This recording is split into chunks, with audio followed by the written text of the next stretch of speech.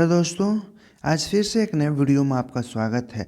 आज यह वीडियो है वो बहुत ही इम्पोर्टेंट होने वाला है, जो कि यूपी बोर्ड के क्लास 10th हिंदी के खंड काव्य से हमने जो ज्योति जोहार खंड है उसके नायक का इस वीडियो में हम लोग चरित्र चित्रण जानने वाले हैं।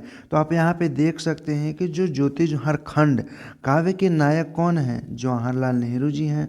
और यह एग्ज़ाम में कितने बार पूछा है देख सकते हैं। 10 में पूछा है, 11 में पूछा है, 12 में पूछा है, 13 में, 14, 15, 17, 18, 19। यह इतने बार एग्जामिनेशन में पूछा जा चुका है।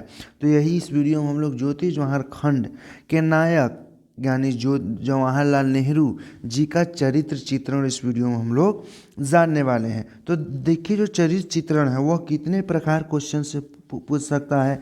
एक तो यही क्वेश्चन पूछेगा कि ज्योति जोहार खंड काव्य के नायक जवाहरलाल नेहरू का चरित्र चित्रण कीजिए।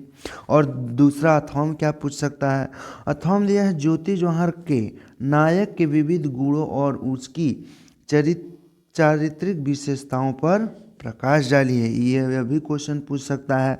और क्वेश्चन क्या पूछ सकता है, और पूछ सकता है ज्योति जोहार खंड काव्य के नायक का चारित्रिक विशेषताओं पर प्रकाश डालिए। यह भी क्वेश्चन वही चरित्र से रिलेटेड है। और नेक्स्ट और क्वेश्चन क्या पूछ सकता है, और क्वेश्चन देखिए क्या पूछेगा, और पूछेगा ज्योति जोहार खंड काव्य के जिस पात्र ने आपको सर्वाधिक प्रभावित किया उनका चरित्र चित्रण कीजिए। यानी ज्योति जोहार खंड आपने पढ़ा, उसमें जिस पात्र ने आपको सबसे अधिक सर्वाधिक प्रभावित किया उसका चरित्र चित्रण कीजिए। तो उसको आप पढ़ेंगे तो सबसे अधिक आपको प्रभावित जवाहरलाल नेहरू जी ही करेंगे, क्योंकि उसमें उनके ही बारे में केवल लिखा गया है। तो उनका चरित्र चित्रण पूछा है। और क्या पूछ सकता है, और पूछ सकता है ज्योति जोहार के नायक प्रधान का चरित्र चित्रण कीजिए। ये भी पूछ सकता है नायक कौन है, जवाहरलाल नेहरू जी नायक या फिर प्रधान पात्र पूछ सकता है। तब भी आप चरित्र चित्रण जवाहरलाल नेहरू जी का ही लिखेंगे। तो इस टाइप का क्वेश्चन देखिए कितने कितने बार पूछा है। ये भी कितने बार पूछ सकता है, यहाँ पे आप देख सकते हैं। और ये भी कितने बार पूछा है, और ये भी 2-3 बार पूछ चुका है। ये समझ गए होंगे कि ज्योति जोहार खंड के नायक का जो चरित्र चित्रण है कितने टाइप के क्वेश्चन उसे पूछ सकता है। तो ये तो अब आप समझ गए होंगे, इसमें अब कोई डाउट नहीं है। अगर डाउट है तो कमेंट कीजिएगा, हम जरूर दूसरी बात वीडियो बनाएंगे। अब चलिए हम लोग इनका चरित्र चित्रण ज्योति जोहार खंड काव्य के नायक का हम लोग चरित्र चित्रण अब लोग जानते हैं। आंसर इस क्वेश्चन का देखते हैं हम लोग।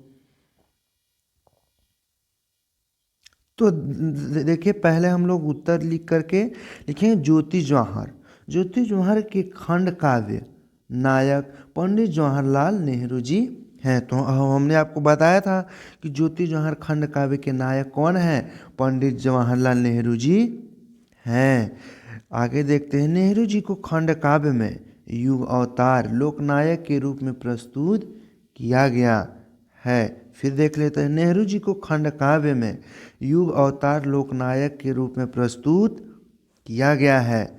और नेहरू जी की चारित्रिक विशेषताएं निम्नलिखित हैं। जो नेहरू जी की चारित्रिक उनके बारे में क्या क्या विशेषताएं वह निम्नलिखित हैं, उनको हम पॉइंट बाय पॉइंट समझेंगे। तो जो मेरा पहला पॉइंट है, पहला पॉइंट क्या है, सर्वाधिक लोकनायक। पहला पॉइंट क्या है, सर्वाधिक लोकनायक के रूप में हमारे पंडित जवाहरलाल नेहरू जी। अब देखते हैं सर्वप्रिय लोकनायक के रूप में हमारे पंडित जवाहरलाल जी के बारे में क्या बोला गया है। तो पंडित जवाहरलाल नेहरू को समस्त भारतीय जनता ने अथवा स्नेह दिया। पंडित जवाहरलाल नेहरू को समस्त भारतीय जनता ने अथाह स्नेह दिया। यानी पंडित जवाहरलाल नेहरू को हमारी भारतीय जनता ने बहुत ही ज़्यादा स्नेह और प्रेम दिया। आगे देखते हैं, कवि ने नेहरू जी को जन जन का नायक और युग अवतारी के रूप में माना है। यानी जो इसके लेखक ज्योति जोहार खंड के लेखक कौन है, देवी प्रसाद राय। तो उन्होंने ही कवि ने नेहरू जी को जन जन का नायक और युग अवतार का रूप माना है। कौन? देवी प्रसाद जी ने। आगे देखते हैं क्या है। आगे, लोकनायक वही हो सकता है जो संपूर्ण जनता के सुखी दुखी की अनुभूति अपने हृदय में कर सके। लोकनायक वही हो सकता है जो संपूर्ण जनता का सुख दुख अपने अनुभूति अपने हृदय के में कर सके। अब आगे देखते हैं आगे क्या है। आगे है, भारतवर्ष के प्रत्येक प्रांत ने अपना कुछ न कुछ उन पर न्यौछावर किया है। भारत में प्रत्येक प्रांत ने कुछ न कुछ न्यौछावर किया है। कहाँ न्यौछावर किया है? पंडित जवाहरलाल नेहरू पे।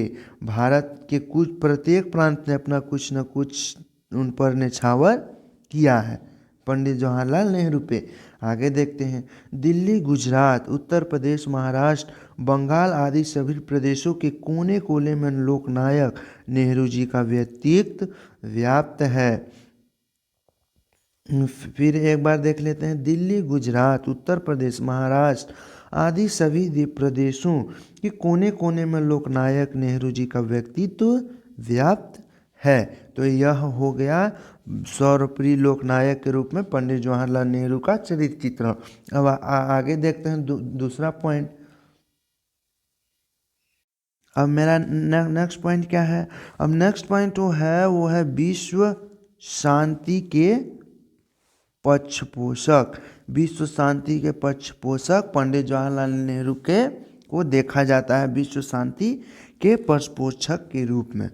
फिर देखते हैं उसके बारे में क्या बोला गया है। नेहरू जी जीवन भर विश्व शांति की स्थापना में लगे रहे। जिस पंडित जवाहरलाल नेहरू थे, हमारे लेखक कह क्या रहे हैं कि जो पंडित जवाहरलाल नेहरू हैं वह जीवन भर विश्व शांति की स्थापना में लगे रहे।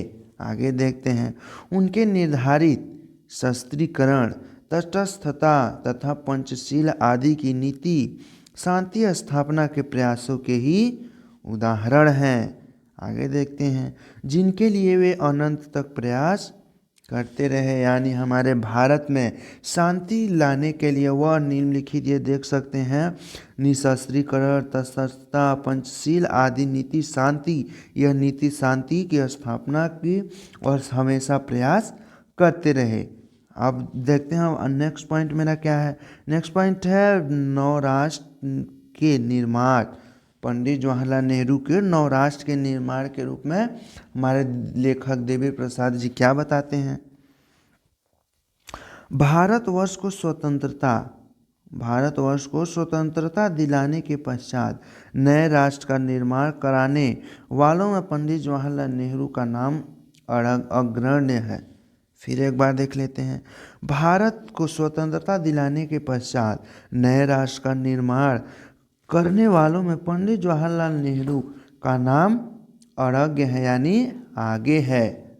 आगे देखते हैं, देश के उत्थान और विकास करने के लिए उन्होंने पंचवर्षीय योजना का आरंभ किया। देश का उत्थान यानी देश को विकासशील बनाने के लिए, देश का विकासशील करने के लिए उन्होंने पंचवर्षीय योजना का आरंभ किया। आगे देखते हैं, वे जाति बंधनों से मुक्त भारत को देखना चाहते थे। जो भारत में जात पात से लेकर लड़ाई झगड़ा चल रहा था, उसी बंधनों से मुक्त देखना चाहते थे, भारत को मुक्त जात पात से देखना चाहते थे। आगे देखते हैं क्या है। आगे, नेहरू जी सभी धर्मों की एकता में विश्वास रखकर देश को निरंतर प्रगति के मार्ग पर अग्रसर रखना चाहते थे। फिर एक बार देख लेते हैं, नेहरू जी सभी धर्मों की एकता में विश्वास रखकर देश को निरंतर प्रगति के मार्ग पर अग्रसर रखना चाहते थे। वे प्रगतिशील विचारों के धनी थे। यानी जो हमारे पंडित जवाहरलाल नेहरू थे, वो नव राष्ट्र के निर्माण कराने के लिए, भारत में नव राष्ट्र का निर्माण कराने के लिए अनेकों प्रयास किया। उन्होंने नव राष्ट्र का निर्माण कराने और विकास करने के लिए पंचवर्षीय योजना का आरंभ किया। जाति पात को मुक्त देखना चाहते थे। नेहरू जी सभी धर्मों की एकता विश्वास रखकर निरंतर प्रगति के मार्ग पर अग्रसर रखना चाहते थे। वे प्रगतिशील विचारों के धनी थे। तो ये नवराष्ट्र का निर्माण भी आपको समझ आ गया होगा। अब चलिए नेक्स्ट पॉइंट पे हम लोग बात कर लेते हैं। नेक्स्ट पॉइंट मेरा क्या है, देशभक्त। नेक्स्ट पॉइंट मेरा क्या है, देशभक्त और स्वाधीनता सेनानी। जो हमारे पंडित जवाहरलाल नेहरू को जो लेखक किसके कौन है, देवी प्रसाद जी, वह देशभक्त और स्वाधीनता सेनानी की नज़र से देखते हैं। उनके बारे में क्या बोलते हैं, देखिए। प्रस्तुत खंड काव्य में पंडित जवाहरलाल नेहरू को कवि ने उत्कृष्ट देशभक्त, अपरिजाय स्वाधीनता सेनानी के रूप में चित्रित किया है। फिर देखते हैं, प्रस्तुत खंड काव्य में पंडित जवाहरलाल नेहरू को कवि ने उत्कृष्ट देशभक्त, अपराजेय स्वाधीनता सेनानी के रूप में चित्रित किया है। फिर देख लेते हैं आगे, महाराष्ट्र इसलिए इस पुरुष को आज़ादी की चिंगारी और शिवाजी की तलवार सौंपता है। महाराज जब पंडित जवाहरलाल नेहरू उत्कृष्ट देशभक्त, अपराजेय स्वाधीनता सेनानी के रूप में प्रकाशित हुए, तब महाराष्ट्र इसलिए इस पुरुष को आज़ादी की चिंगारी और शिवाजी की तलवार सौंप देता है। आगे देखते हैं, अत्याचारी के विरुद्ध तलवार उठाना हिंसा नहीं अहिंसा है, ऐसा उनका विचार था। उनका क्या विचार था कि अत्याचारी के विरुद्ध तलवार उठाना हिंसा नहीं अहिंसा है, ऐसा उनका विचार था। किनका विचार था, पंडित जवाहरलाल नेहरू जी का ऐसा विचार था। तो ये भी आप समझ गए होंगे। तो ये भी आप देशभक्त और स्वाधीनता सेनानी के रूप में पंडित जवाहरलाल नेहरू के बारे में समझ गए होंगे। तो इस वीडियो में जो हमने पंडित जवाहरलाल नेहरू का चरित्र चित्रण यानी ज्योति जवाहर खंडकाव्य के नायक का चरित्र चित्रण इस वीडियो में हमने जाना, आपको अच्छे से समझ में आ गया होगा। तो यदि वीडियो अच्छा लगा होगा तो वीडियो को लाइक और चैनल को सब्सक्राइब जरूर कीजिए, और फिर मिलते हैं इसी तरह के नए वीडियो में। तब तक के लिए धन्यवाद।